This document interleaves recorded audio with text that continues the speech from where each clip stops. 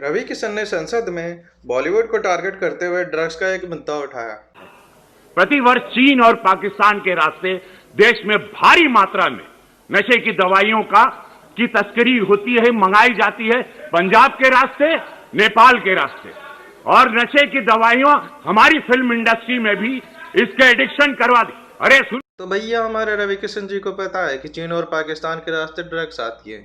चीन और पाकिस्तान तो वैसे ही सॉफ्ट टारगेट है, हर मैटर में घुसेड़ दो। तो चलो लगे हाथ तो ये भी बता दो कि पुलवामा में 300 किलो RDX कहाँ से आया। और बोल तो ऐसे रहे हैं कि जैसे कि ड्रग्स तो अभी हाल ही के टाइम में आया, इससे पहले ड्रग्स गांजा चरस कभी था ही नहीं। पंजाब और हिमाचल ड्रग्स के गढ़ हैं, आप पहले वहीं से ही शुरुआत कर लेते। आपको बॉलीवुड ही सॉफ्ट टारगेट क्यों देखा? न जाने कब से ये ड्रग्स यूज किए जा रहे हैं। उनके इस बयान पर जया बच्चन ने बिना नाम लेते हुए जवाब दिया, I think the government must stand by the entertainment industry because the entertainment industry always comes forward to help the government in whatever good work that the government takes up. They come and speak for them, they support them. If there is a national calamity, they come forward, they give money, they give their services. I think that it is very, very important that the government must support this industry and not kill it just because there are few people. You cannot tarnish the image of the entire industry. Right. This industry brings international name and recognition also, apart from the political people. I was really embarrassed and ashamed that yesterday one of our members in the Lok Sabha spoke, who is from the industry, against, I'm not taking a name, against the film industry. It's a shame. जिस थाली में खाते हैं उसमें छेद करते हैं, गलत बात है. I need the protection, the industry needs the protection and support of the government. Thank you. ये अच्छी बात है कि ड्रग्स के लिए आवाज़ उठाई जा रही है, पर बॉलीवुड को ही टारगेट क्यों बनाया जा रहा है? ड्रग्स का सिर्फ बॉलीवुड में यूज होती है और एक दो लोगों के चलते पूरे बॉलीवुड को हंटर की लाइन में तो खड़ा नहीं कर सकते। तो ये सब एक मुद्दे होते हैं आपका एक ध्यान भटकाने के लिए। अभी हाल ही में किसानों ने एक बिल के विरोध में आंदोलन किए, GDP -23.9 पे पहुंच गई। अकेले लॉकडाउन में सिर्फ 2 करोड़ रोजगार चले गए। बात ना बनी तो मोदी की वीडियो तक डिसलाइक की गई, यहाँ तक कि मोदी जी के बर्थडे को अनएम्प्लॉयमेंट दिवस के रूप में मनाया गया। ये बिक गई है गवर्नमेंट, अब गवर्नमेंट में कुछ नहीं है।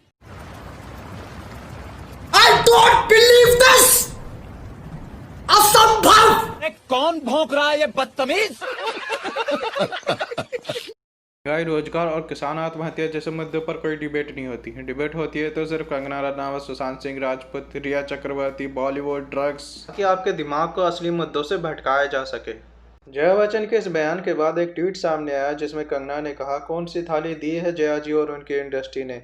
एक थाली मिली थी जिसमें 2 मिनट के रोल के लिए एक आइटम नंबर और एक रोमांटिक सीन मिलता था, वो भी हीरो के साथ सोने के बाद। आप यहाँ पर देख ही सकते हैं कि किस तरह की भाषा और बदतमीजी से अपने सीनियर एक्टर को जवाब दिया जा रहा है। मैं आपको बता दूं कि कंगना की तरह जया भी की इंडस्ट्री में आउटसाइडर से आई है और अपने कड़े संघर्ष से इंडस्ट्री में कदम रखा है। कंगना ये सब महिला सम्मान के नाम पर कर रही है, पर अपने एजेंडे में महिलाओं के संघर्ष को ही गाली दे रही है। अपने अहंकार में कंगना को ऐसा लगने लगा है कि जैसे कि वो पहली महिला है इंडस्ट्री में जिसने महिला प्रधान के ऊपर फिल्म बनाई है।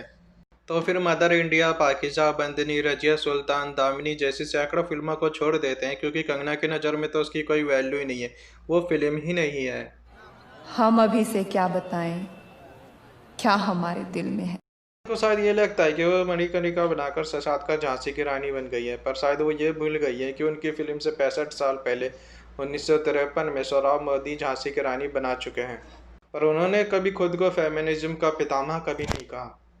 मणिकर्णिका में रोल करके कंगना झांसी की रानी बनती है तो पृथ्वीराज कपूर अकबर, आमिर खान मंगल पांडे, शाहरुख खान सम्राट अशोक और विवेक ओबरा PM नरेंद्र मोदी होंगे। जया बच्चन के इस बयान का सपोर्ट करते हुए तापसी पन्नू ने लिखा, हम जिस मकसद नहीं शुरुआत और अवेयरनेस के साथ खड़े हुए हैं, अब उनकी कीमत चुकाने का वक्त आ गया। बिल्कुल सही तरीके से जवाब दिया जा रहा है। एक बार फिर इंडस्ट्री से एक स्त्री खड़ी हुई है। वो सिन्हा ने लिखा, जया जी को सादर प्रणाम भेजता हूँ, जिसको नहीं पता वो देख ले कि रीढ़ की हड्डी कैसी होती है। सोनम कपूर ने लिखा कि मैं बड़ी होकर इनकी जैसी बनना चाहती हूँ। फरहान अख्तर ने लिखा, आदर, जब ज़रूरत होती है ये हमेशा हमारे साथ होती है। दिया मिर्जा ने लिखा कि मैं बहुत आभारी हूँ कि उन्होंने इंडस्ट्री के लिए बात रखी। हम हर बार सोशल मीडिया, अपलिफ्टिंग और समाज सुधार के लिए खड़े होते हैं। इस इंडस्ट्री ने हमेशा सरकार का साथ दिया। हमारी इंडस्ट्री की तरह ऐसा व्यवहार अभद्र और निंदनीय है। हेमा मालिनी ने एनडीटीवी को दिए इंटरव्यू में कहा कि यह हमारी इंडस्ट्री में होता होगा, पर कुछ लोगों के चलते पूरे बॉलीवुड को निशाना बनाया जा रहा है। ये बिल्कुल ठीक नहीं है। आज तक को दिए इंटरव्यू में उर्मिला मातोंडकर ने कहा, मुझे लगता है ये सारी चीज़ें बहुत अरसे से चल रही हैं, मगर कुछ चीज़ें हद से बाहर चल गई हैं, इसलिए इस पर टिप्पणी करना ज़रूरी है। ये जो फिल्म इंडस्ट्री के बारे में गलत बोला जा रहा है, सब लोग ड्रग्स लेते हैं, इंडस्ट्री ड्रग्स माफिया से भरी हुई है, तो जाहिर सी बात है इंडस्ट्री से जुड़े लोगों को बुरा तो लगेगा ही। ये सबसे बड़ी इंडस्ट्री है। उन्होंने कंगना का जवाब देते हुए कहा कि अगर आपके पास इसकी इन्फॉर्मेशन है तो आपको उसे एनसीबी को बताना चाहिए ताकि उन्हें सज़ा दिलाई जा सके। जहां तक मेरी जानकारी है, उनके पास वो नाम है जो एनसीबी को देने थे। उनकी मुंबई की विजिटिंग भी शायद इसीलिए हुई थी, जो पूरी भी हो गई, मगर अभी तक उन्होंने नारकोटिक्स डिपार्टमेंट को वो नाम दिए नहीं। मुझे इंतज़ार है कि वो लिस्ट कब बाहर आएगी। तो यहाँ पर मैं आपको बता दूं कि कंगना ने किसी चैनल को दिए इंटरव्यू में कुछ ड्रग्स माफिया के नाम रिवील किए थे जो एनसीबी को बताने थे, पर कंगना भी मुंबई आई और एनसीबी मुंबई आई। एनसीबी बाकायदा 3 दिन मुंबई में रही, पर कोई नाम रिवील नहीं किया गया कंगना के द्वारा। हाँ, मैं आपको ये बता दूं कि जया बच्चन ने कभी ड्रग्स का सपोर्ट नहीं किया। उन्होंने ये कहा है कि कुछ लोगों के चलते पूरी इंडस्ट्री को बदनाम नहीं किया जा सकता। इसे आप इस तरह से समझ सकते हैं कि घर के एक फैमिली मेम्बर को जुए, शराब और ड्रग्स की लत लग जाती है। वो अपनी लत को पूरी करने के लिए चोरी करता है। अब पड़ोस के घर वाले उसे ये ऐसा काम करते देख उसके पूरी फैमिली मेम्बर को टारगेट करने लगते हैं कि इसका बाप ही ऐसा होगा, इसकी माँ ऐसी होगी, वगैरह वगैरह। कंगना ने एक और ट्वीट कर जवाब दिया, अगर मेरी जगह आपका बेटा होता तो क्या तब भी आप यही कहती? क्या बोल रही है? 7वीं फेल। रे। अरे कौन भौंक रहा है ये बदतमीज?